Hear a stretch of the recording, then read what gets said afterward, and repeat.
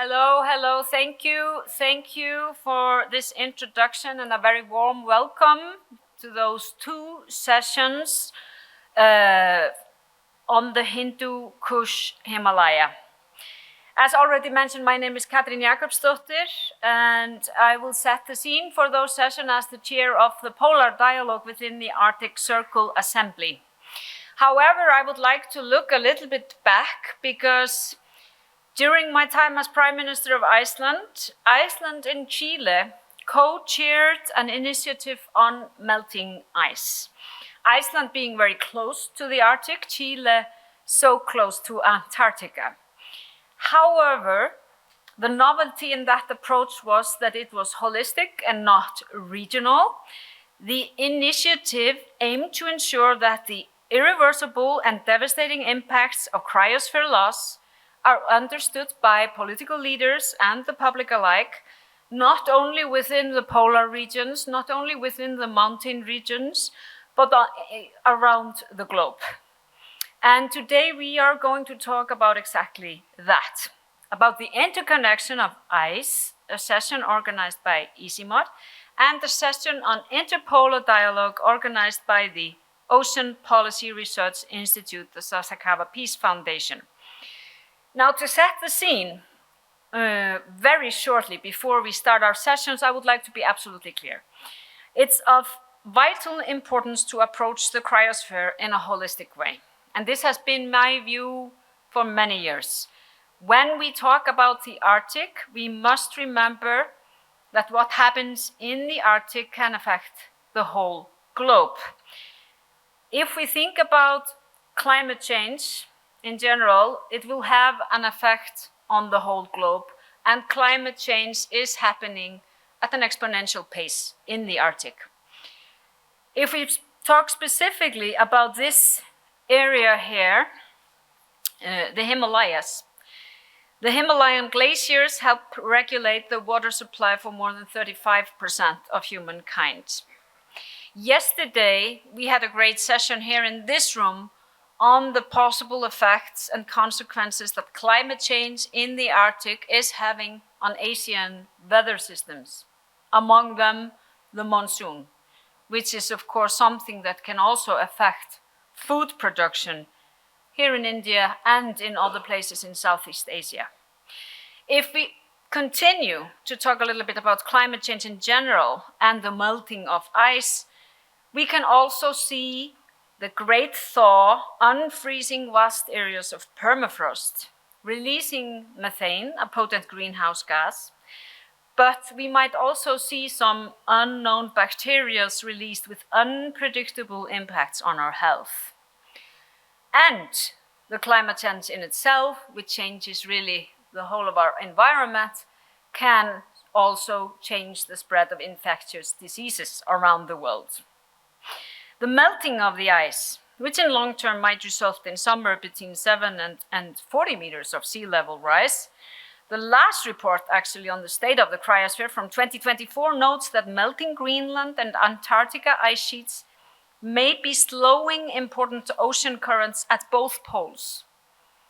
And this has an effect on my home country, Iceland, because this could potentially have dire consequences for a much colder northern Europe and the greater sea level rise along the US East Coast.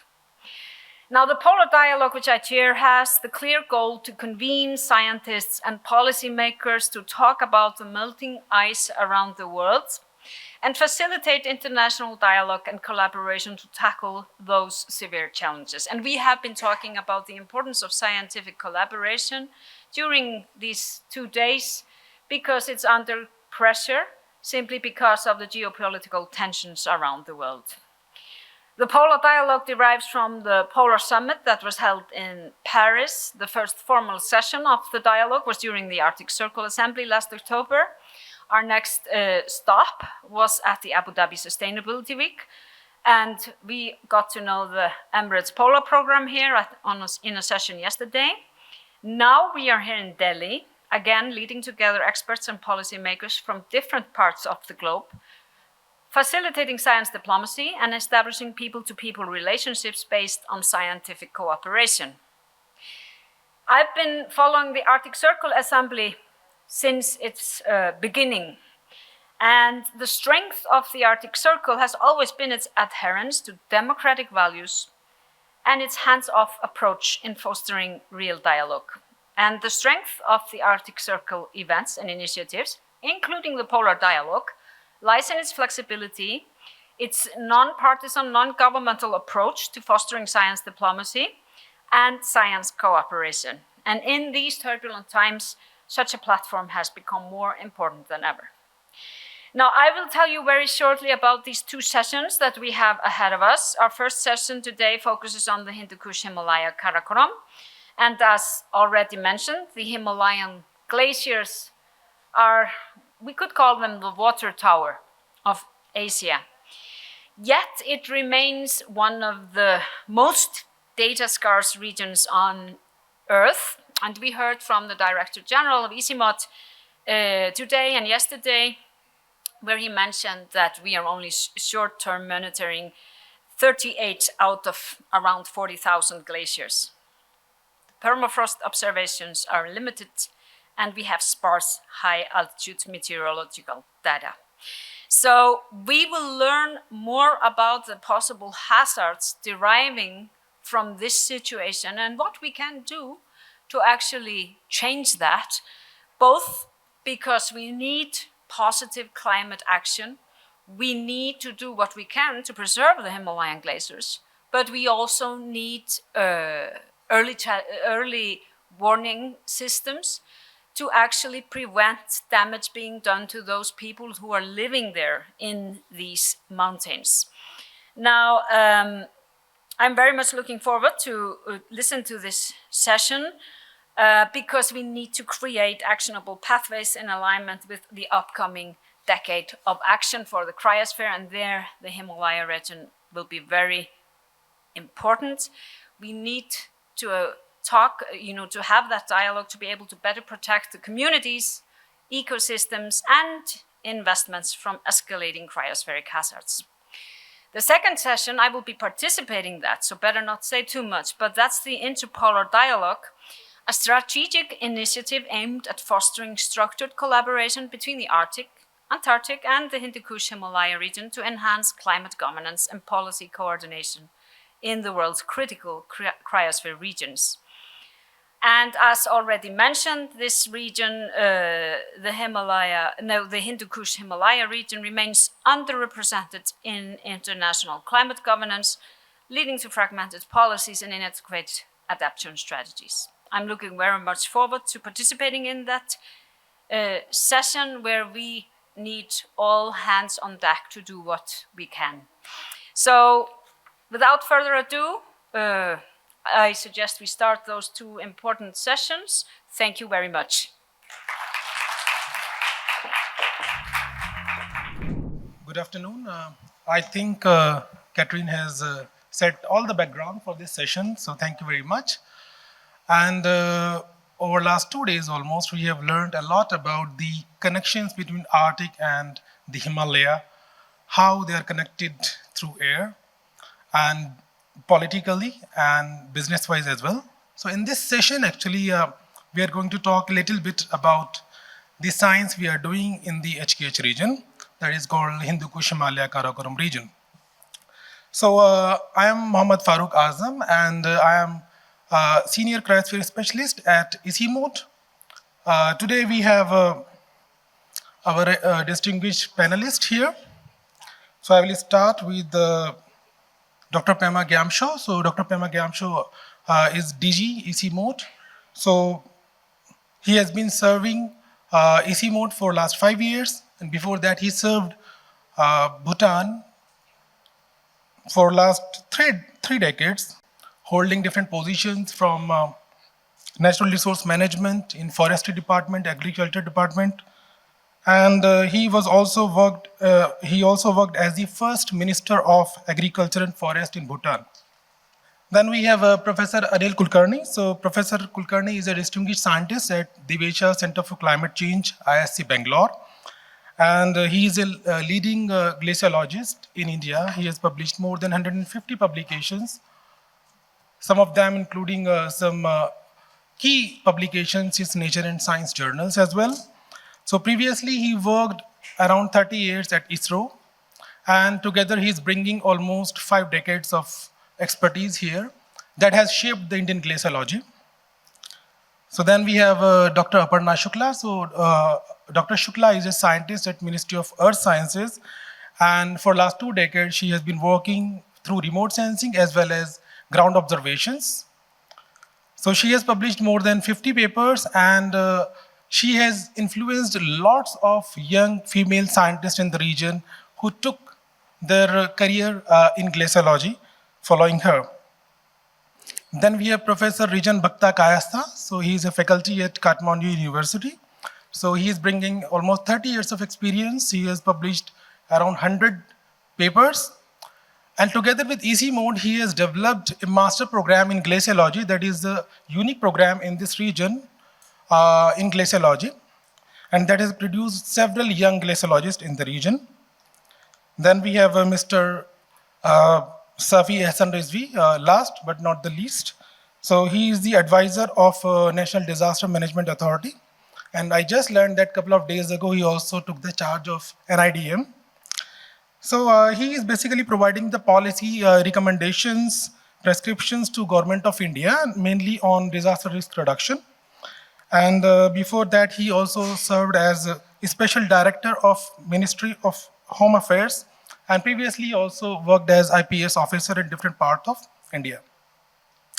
So with this introduction, we understand that we have a very enriched panel here, ranging from hardcore science to policy.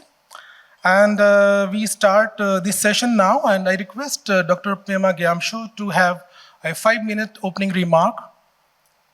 Good afternoon. I think yesterday, if you recollect, someone said we have only one planet. And I think that is the reason why we are all gathered here, and to see how we can connect with each other, connect across the globe, across various ecosystems, and see how we can protect this planet. And in our discussions, we always have to keep in mind that we are thinking about the future of the planet, future of the future generations and generations that will come after us. Now, we often hear about the limits that the planet could provide, the goods and services, the planetary boundaries. But when you talk about that, then we need to think about, okay, what did we inherit from our forefathers, foremothers, if you like, ancestors, and what kind of planet that we want to leave behind. And I think that is the question that we all have to ask ourselves, because like it or not, it is our generation, I think, that have to think for several generations later, future generations. So ICIMOD, the International Center for Integrated Mountain Development, while we are focused on the Hindu Kush Himalayan region, we also try to learn from other regions, not only the 2 poles, the Arctic and the Antarctica, but also from the Alps, the Alpine region, the Andes region, the Carpathian region, and of course now more intensively we have been engaged with the Arctic Circle. And of course learning from the Arctic Council, its governance structure, and how we can learn in terms of building cooperation, in terms of building an institutional mechanism to strengthen regional cooperation.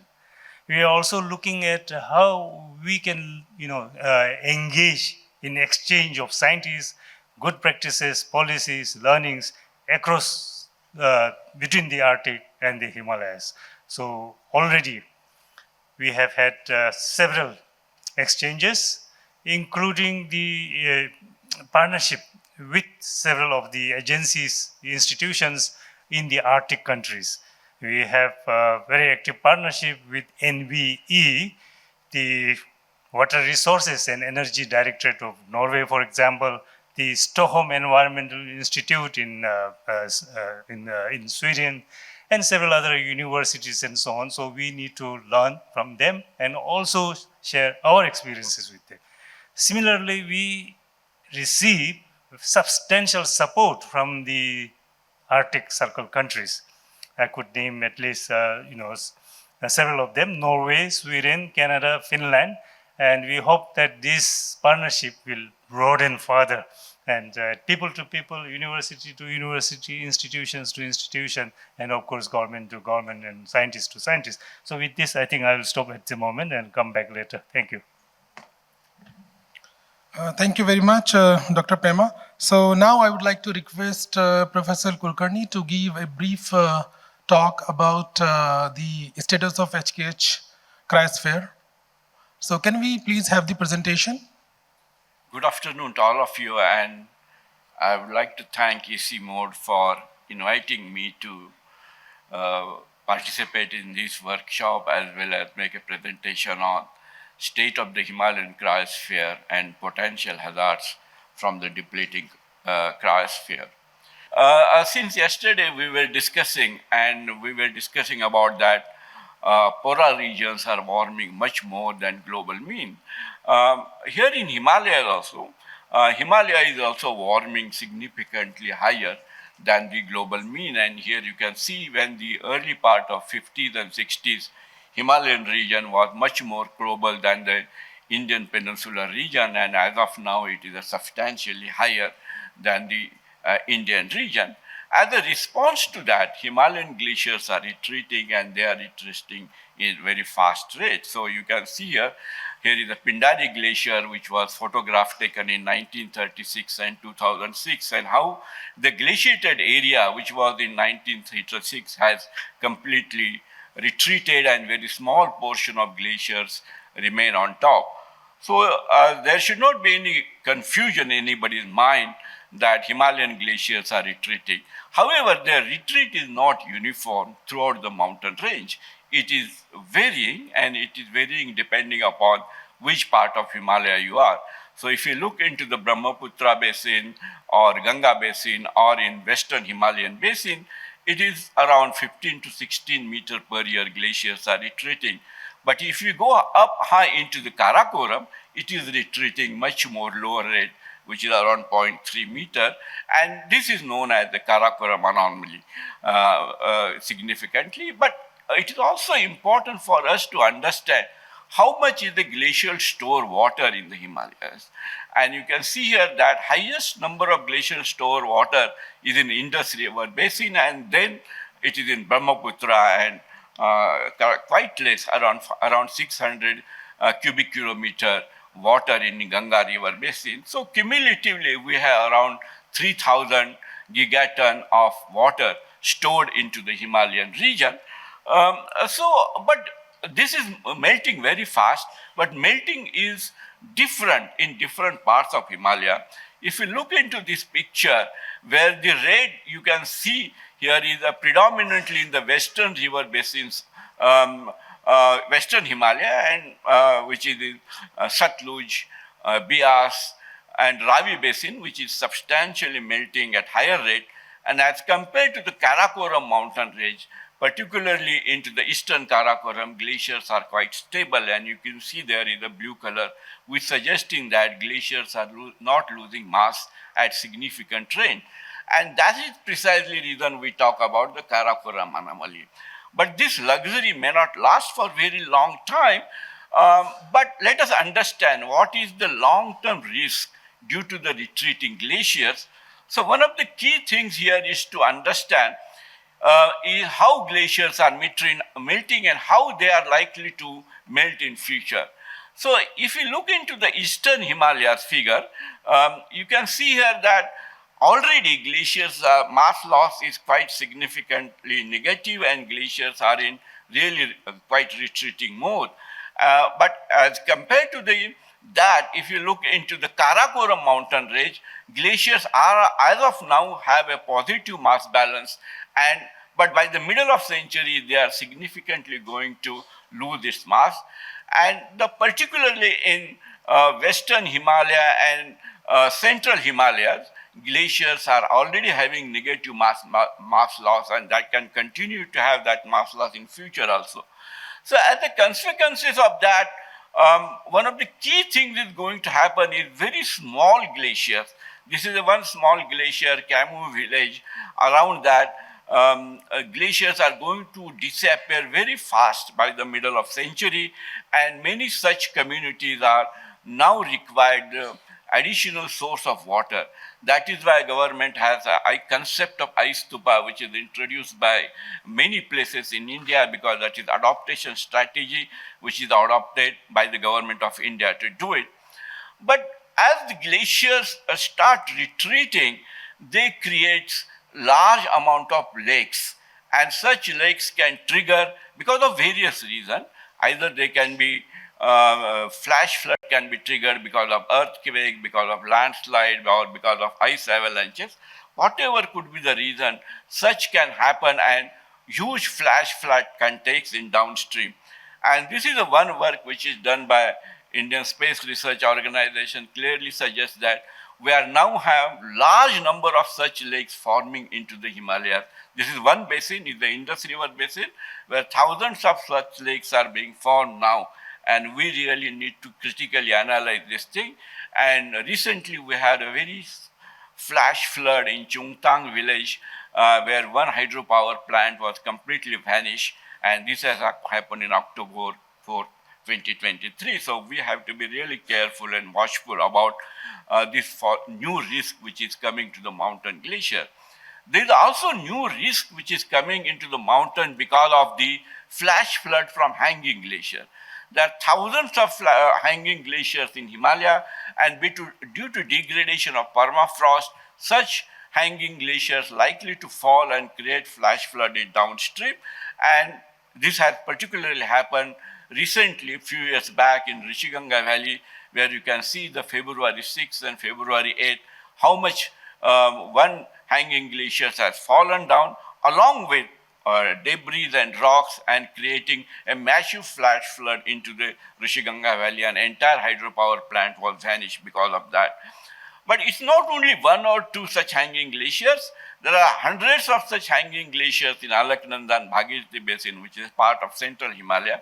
As you can see here, so one has to be very careful and watchful about the new risk which is being generated in Himalaya. In addition to that, there is also one new risk is coming into the mountain, is the landslide from moraines.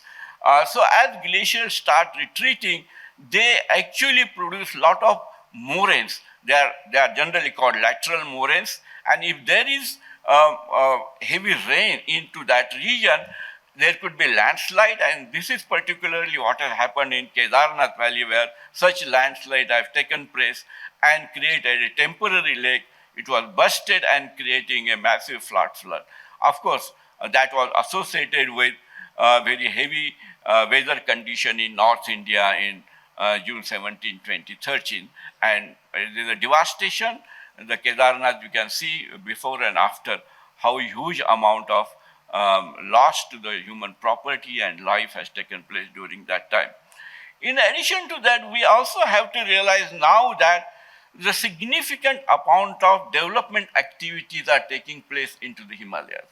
And we have opened up many mountain passes. We have created new tunnels so that one can move from one valley to another very smoothly. And winter tourism is now major pastime in India. So a lot of people are now moving into the mountains in the middle of winter, and because of sometimes the road conditions not very ideal, it creates a lot of dust, and that dust as well as black carbon coming from exhaust deposited into the adjacent snow packs, and it is significantly reducing the snow albedo. And the reduction in snow albedo is causing early melting of snow, and snow is departing much earlier now into the mountain than it used to be previously, and it has consequences.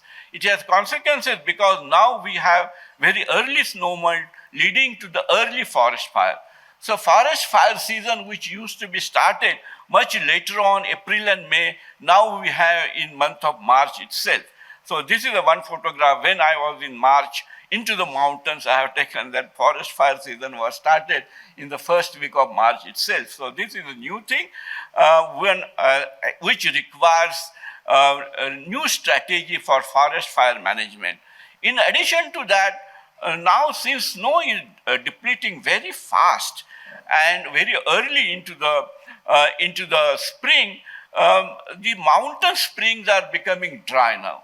So this is creating ecology of entire mountain region because springs are becoming dry and there is a shortage of water. So all these changes are taking place, and because of that, last year we had one major conference at Indian Institute of Science, and we had a lot of discussion there how we are going to manage this new crisis which is building into the mountains. So we thought that two new ideas we thought we can discuss. One is elevated warming in the Himalaya has intensified hazards in the cryosphere. We should convert hazard, vulnerability, and risk assessment into high mountain regulation zone. We already have coastal regulation zone, but we do not have high mountain regulation zone, and we nearly regulate development activity in high altitude region. In addition to that, until now, when we have any development activity into the mountains, we generally have an environmental impact assessment report, but that is not enough. Now we require the Cryosphere change impact assessment report before even you can consider this any development activity into the mountain. So with this, we have to look into entire development activity in mountains very different way, and we require a new policy prescription so that we can safeguard our infrastructure and livelihood of people into the mountains. With this, I would like to thank and stop here. Yeah. Thank you very much, Professor Kulkarni. So yesterday we saw that the global warming is actually giving different impact in Arctic region. Some of the regions, they are warming at very high rate, up to 6 times or sometimes 10 times than the global warming itself. Similarly, you highlighted today that there is elevation-dependent warming, and the impact of climate change is not uniform across the Himalayan glaciers. So, and you have touched almost all topics ranging from impact of tourism to hazards, which have been very important recently. So now we start this panel discussion. So I am having some questions for you, and I request you all to limit your answers and within 2 minutes, so that we can have enough time towards the end to have some questions from audience. So in the same line of your presentation, I will start with you, Professor Kulkarni. You have touched almost everything, but I would like you to put some light on how these glaciers are changing and what is the impact on the future runoff, how it is going to change, and what will be the implications on hydropower and irrigation in this region. See, if you, in my presentation, I have said there are two things are happening. One thing is happening is glaciers are retreating, and they are retreating fast. But that retreat is not uniform throughout the mountain range. So you take for an example the south of Pir Panjal mountain range, where the streams are there, Satluj River or Beas River, where the glaciers are melting very fast. And some of the modeling studies which we have carried out suggest that as of now, long-term changes, the runoff which is coming from glaciers are now increasing, and this increasing trend will continue till the middle of century. And our model suggests that after this will go up till the middle of century, and then it will start falling down. It will fall down very significantly. Other basins like Chenab or Upper Indus River Basin, their glaciers are not yet started to melt significantly. So if you look into the Upper Indus River Basin, which is the northernmost basin into Karakoram, and from Karakoram that river is originating, glaciers are not yet started to melt significantly, and because of that we called it Karakoram anomaly. But this is very temporary in nature. Models suggest that by middle of century, these glaciers start melting and their peak discharge will start till the end of century. I don't know what will after the end of century because our models have not predicted that, so we don't know. So by the time these lakes or these rivers which are south of Pir Panjal mountain range will mostly gone by the middle of century, then only the higher reaches glaciers will start melting and producing significant amount of water. That is one part of story is going to happen. Another thing is going to happen is if you really look into the this hydropower generation, there's a significant changes in hydropower generation going to take place in mountain. Essentially because it depends upon what kind of engineering designs you have made. Some will be very profitable after middle of century and some will become very unprofitable. There's a lot of work has been done into understand. So it depends upon engineering design, so you can be profitable. So how you can make the climate friendly design of hydropower plant is also a key question. So I think this is going to have a major changes, and the mountain communities will be forefront of this problem because you don't have villages near the large glaciers, you have villages at the small glaciers, and small glaciers are going to vanish very fast. So we now need to invest significant amount of money into the mountain to make sure that their livelihood is maintained. There will be water somewhere, but existing water supply strategies are not going to work. We need to invest significant amount of money into the mountain now. Thank you very much. So now I would like to move to Dr. Shukla. So we heard that Himalaya is a third pole, but it is different than other two poles. Similarly, it is also different than other mountain range on the planet Earth. And that brings some specific set of challenges working in these mountains. So you have worked on ground actually. So I would like you to share your experience, how these challenges in the Himalaya complicate the glacier monitoring on ground. Yes, thank you, Farooq. So namaskar and good evening to all of you. This being my first intervention, I'd like to thank ICIMOD for organizing this important session, and Farooq, of course, for conceptualizing this and having me in it, and ORF and Arctic Circle for bringing this forum to India. The very important discussions we've been hearing since yesterday. Now to structure, my response to this question, I would be structuring it in 4 points. So first and foremost is the accessibility. We all know that Himalayas are the youngest mountain chains. And having said so, they are, we all know they are still rising with an approximate rate of 5 millimeters per year. And with this, we know that this entails that they have a very rugged terrain. And the access to most of our glaciated regions and glaciers is very arduous, is very difficult. This, together with the stringent norms which exist for selection of glaciers for the field studies. So Farooq knows that there are some set norms when you go out, when scientists choose their glaciers for field studies. So there are some strict norms. That together with the accessibility, because the glacier needs to be accessible. There need not be huge. If there is a huge trek, then it will be difficult.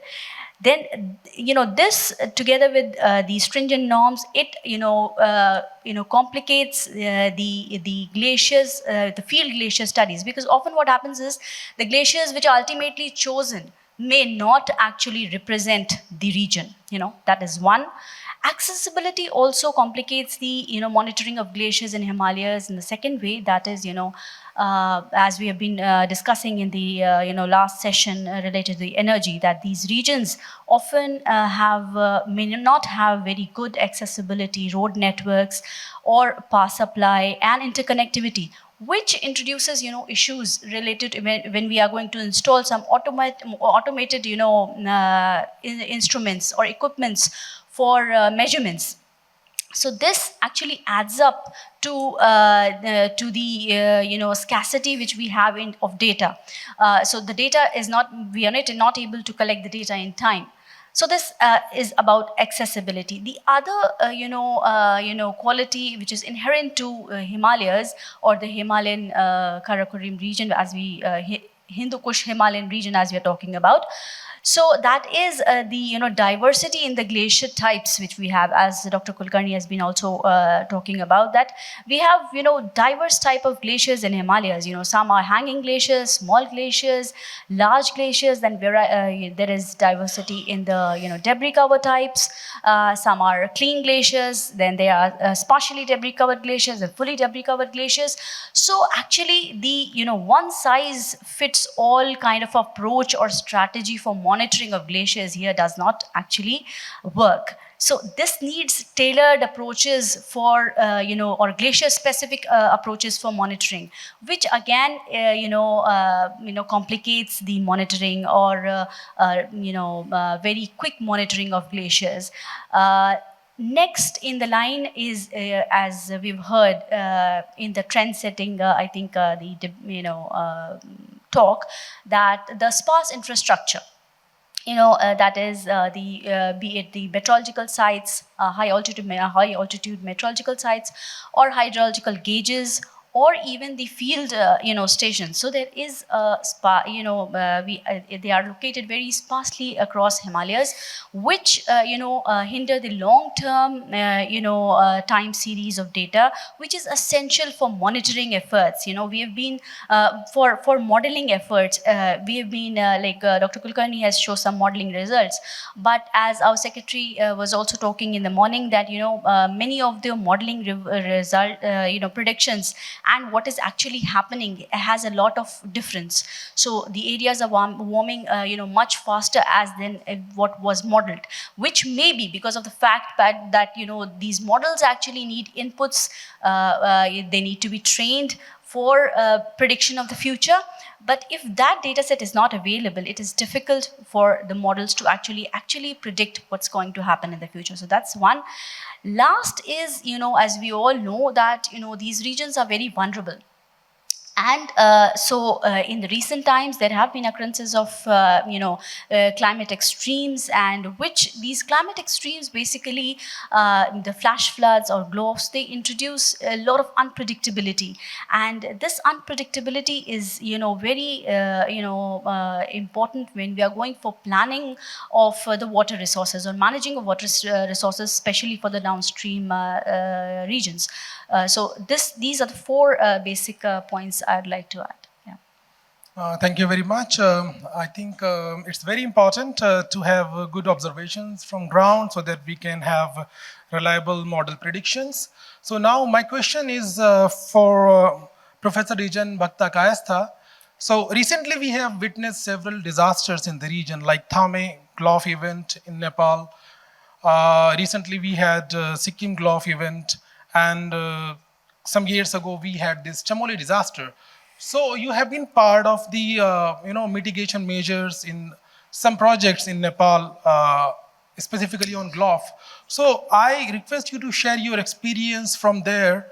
What are the mitigation measures that you would like to share here with us, so that other countries can also use these mitigation measures to reduce the risk from Glof events in future?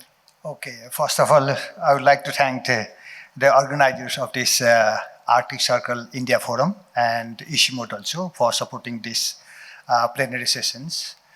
And regarding this Glof experience from Nepal, for your information, we have 2,070 glacier lakes based on 2015 glacier inventory data. And I think that has already increased to 2,370 based on 2023 data. Out of that 2,300, around 47 glacial lakes are potentially dangerous to Nepal. Out of 47, 21 are in Nepal, one in India, western part of Nepal means in Mahakali River Basin, and 25 are in China, Tibet. So this poses that we need transboundary cooperations. If something happens in Tibet, so they should inform to Nepal so that we can take some precautionary measures, or at least humans can be saved. I think that is very necessary. And next thing I want to emphasize here that, as many others have also mentioned, that we have very less observational stations at high altitude. High altitude means above 3,000, 4,000 meters. In case of Nepal also, we have just 5-6 stations above 3,000 meters, which needs to be increased. And in case of lesson learned from lowering 2 glacial lakes in Nepal, so we have, out of 21 potentially dangerous glacial lakes, we have already lowered water level of those lakes. One lake is called Chorolpa Lake in Dolakha district. That lake's water level was lowered by 3 meters in 2000, and which is still active, and it's, how to say, it's not potentially dangerous now. It's danger is still there, but it is not happening now, which is very good because we have already lowered down by 3 meters. And the next glacial lake is Imja Glacial Lake, which is in the Everest region. And that glacial lake water level was lowered by 3.4 meters in 2016. And that is also still functioning. So out of 21, 2 has already lowered down and 19 are in the process. And recently the government of Nepal has, through this UNDP, submitted GCA project in order to lower down another 4 glacial lakes water level. And in those water levels, lowering water levels, one thing I want to explain that they have kept the iron gate at the new outlet. In case of Chorolpa Glacial Lake, it's already 25 years old. Out of 25 years, one single day was not closed. That gate was not closed. I think we have to think whether we need such gate at that altitude. The altitude of that Imja Glacial Lake is 5,010 meters and Chorolpa 4,500 meters.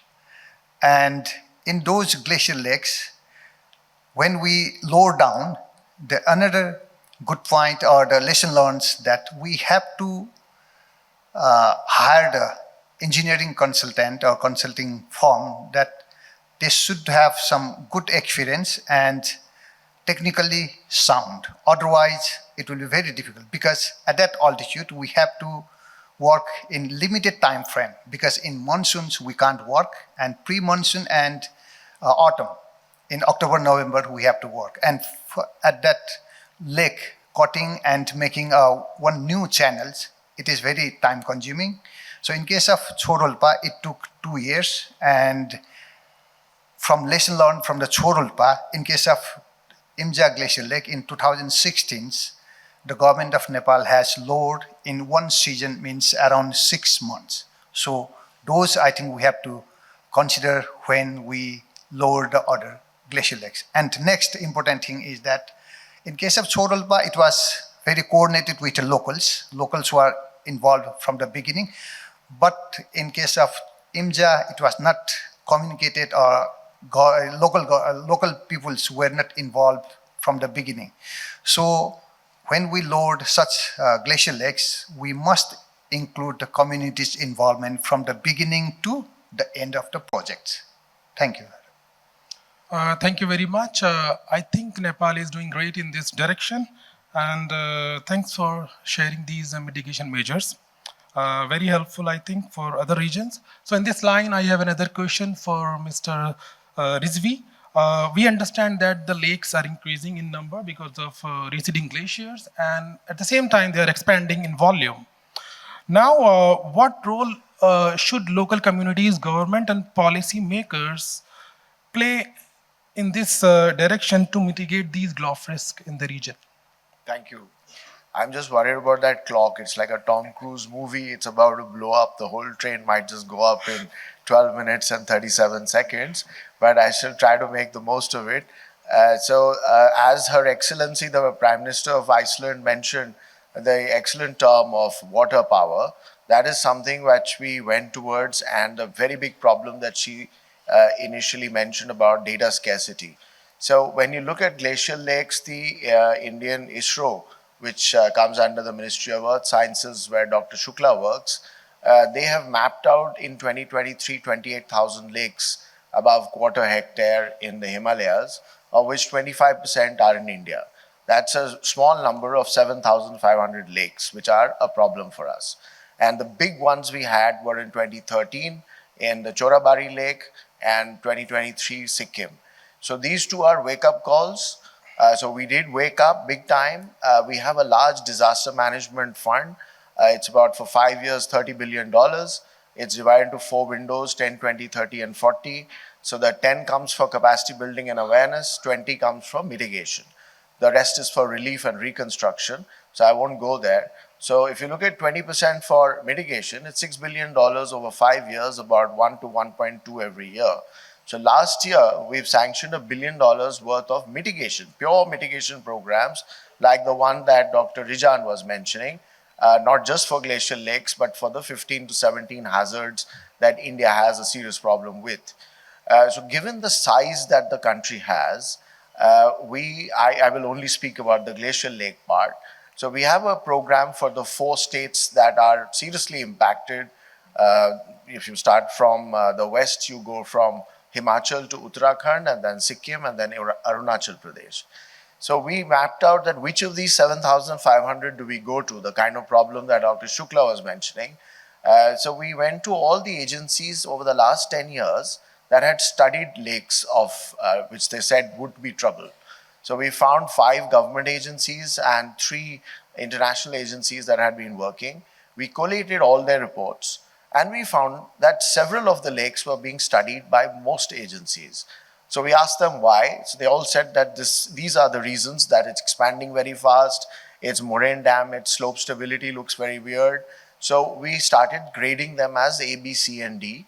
So now we have a list of 200 out of these 7,500, of which we have A, B, and C, roughly 40, 40, 40. And then last year, we encouraged the state governments. As you know, that India is divided into 36 jurisdictions, 28 are states and 8 are union territories. So we requested the state governments that it's your lake, it is your water, it is your resource, it can be your problem. We are there to help you technologically, any international help, any local help, any of the 160 institutions that Madam's ministry runs. We will bring them together and help you mitigate the risk of these lakes. So we went, all the states have put out 40 expeditions in all to these 200 lakes in just the summer of 2024. So those 40 expeditions, they just got that 4-month window from May to September because of the freezing temperatures. Most of them are above 5,000 meters. So these expeditions went, several of them have come back with good quality data. The second, this is part of our assessment, our risk assessment. So the second big thing that we are doing is, again, what the Prime Minister mentioned, was early warning systems and automated weather and water monitoring systems. These have begun to be deployed. 2 of the lakes have already got them in Sikkim, Shakocho and South Lonak. And we are working with CDAC and ISRO to build more systems for the other lakes. By this summer, I think at least 10 more lakes. And then every year, drop by drop, we are going to make an ocean out of this, the kind of data that we will have. And this data we intend to share as much as we can. And once we do that, it will be a great contribution to the Cryosphere data scarcity in this area. Mitigation is the third big aspect that we are working on along with communities, is to figure out how to reduce the water in these lakes, either by siphoning or by pumping, or the gate method that is used at Imja and Shorolpa by Nepal. We've been in discussions with our partners in Nepal and Bhutan, very deep discussions with those in Switzerland, in Peru, in Tajikistan. So we have been marching ahead in the last 2 years, Fingers crossed we don't get any more gloves this summer and the next summer. By the next summer, we are going to be fairly confident that these 40 lakes will be fairly well defended and the communities will have good quality early warning systems in the downstream. Thank you. Thank you very much. So we are running a bit out of time, but my last question for Dr. Pema is very important. So I would request him to answer in a minute. So we understand that the ice in the Arctic and the Himalaya are interconnected and they have a strong bond actually. And now the question is how we can connect the scientists working in these two different fields at distant, and what Arctic Circle, what role Arctic Circle can play in that? I think the issues were brought out very clearly that the Himalayas, the Hindu Kush Himalayan mountains, the glaciers up there should be treated as a water bank. Now the melting is of course taking faster here because of the elevation dependence, about 2 times faster than the global average. So all these facts are known. And what we also need to know is that mountains are multidimensional. They have north face, south face, east face, west face. So we need to have a collaborated effort, coordinated effort, if you are to protect the mountains and they also reduce the rate of glacier melt and so on. So ICIMOD is not a research organization per se. We do not have in-house capacity to do all the research, to all the monitoring.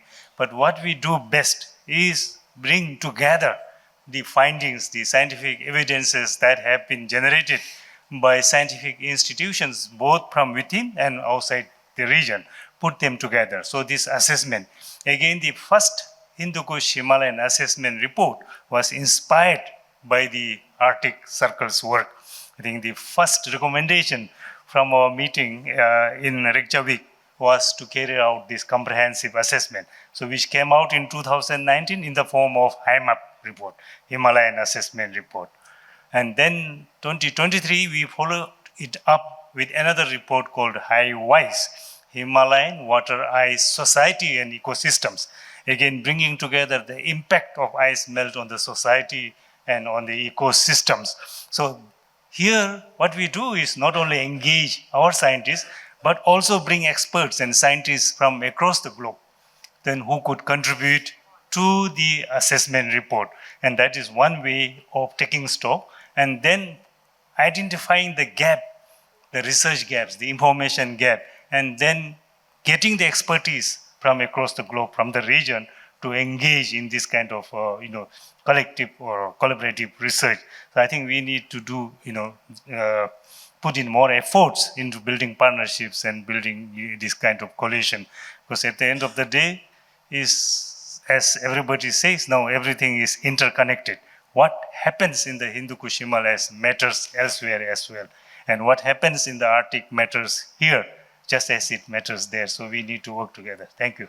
As our contribution, we've sent you one of our best. So thank you very much. We can open the floor for the, questions from audience. So, hello. My question is to Aparna. You had mentioned that I think Secretary Ravichandranji also said there is a discrepancy between observation and prediction by the models. That's basically because we are using WRF model and other GFS model which have a resolution of 3 kilometers to 9 kilometers. But in the mountains, each valley has its own orography and landscape. So there these models won't work. What we need is valley-based models. And to have the valley-based models, we need to have dense network of observations. And again, as far as observations are concerned, most of the observatories, we have a bias toward valleys. And we have very less number of observatories beyond 3,500 kilometers. Even if there are some observatories, there are certain issues with because AWS may be not very robust. So we need to have robust AWS and more network, especially above 3,500 kilometers, and then have better valley-based models. They will be able to capture the actual weather. Thank you. Thank you so much, sir. so Actually, very quick. yeah, so response. that's what I wanted to emphasize, and this is why when we are a funding agency, so when we are funding the project, especially in the valleys, that's how the researchers, they ask for AWS, right? So that is a requirement in that, and that's very important. So that's what I wanted to emphasize. You've aptly put it again. Yeah. So another question from that table. Please frame your questions in a sentence or two. So first of all, good afternoon, panelists and all the members seated over here. This side Ujjwal Bajpayee, first year student of undergraduate program. And my question is, how can interdisciplinary Arctic research combining climate science, policy and economics be made actionable for disaster-prone countries like India? Thank you. So who wants to take this question? May I? So Yeah, please. I can say from the policy side that you're a young man, you're in the first year, and you have brought in 4 different 10-day conferences together in one question. It's all very difficult. It's definitely a policy question. And this is where you've got to bring the science, the policy makers, the international workers, and the different kinds of science and a different kind of policy, bringing it all together is the big problem that every government in the world faces. What I mentioned about what we do for disaster management, it goes for every single hazard. It's taken me 2 years to understand what exactly goes on in just glacial lakes. So imagine what happens in riverine floods, urban floods, flash floods, what happens to the monsoons where Dr. Sharma from the IMDs, from that organization. It's a huge task. So it's very difficult to put it in an answer.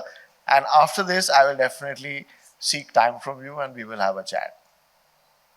Yeah, the last question, please.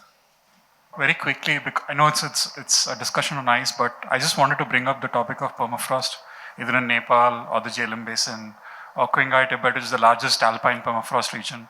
Is there sufficient work being done, given the seismic activities as well, to anticipate disasters due to permafrost thawing in those regions? Any quick response, Dr. Pema? Yeah, maybe I'll take that question. I think we have to remember, while we can learn from the Arctic experience, the scientific work done there, we have to remember that the construct of the glaciers, the topography of what we are dealing with in the Hindu Kush Himalaya is very different from what we are dealing with in the Arctic. So here we talk about permafrost, very pertinent now. Only now we are realizing that permafrost study is very important, because when the ice underground melts, the whole slope comes down. The slope failure is going to be very common. Now there's quite a bit of work done in the Tibetan plateau, but again the topography is different. In the southern slopes of the Himalayas, now we have to be more and more concerned with permafrost melt. And I think now ICIMOD have just started some pilot studies, but we will be putting together the assessment of our state of the state of the knowledge on permafrost, and more investment need to be done in this permafrost. That was the cause for the glacial lake outburst in South Lona, where the permafrost melt on the sides. It's 6 football fields length of the slope fell into the lake and caused 33 million cubic meters coming out. Yeah, so I think we continue the discussion during tea break. So I would like to thank the organizers, Observer Research Foundation, and especially to the Arctic Circle India Forum for inviting ICIMOD to have this session. So thank you very much.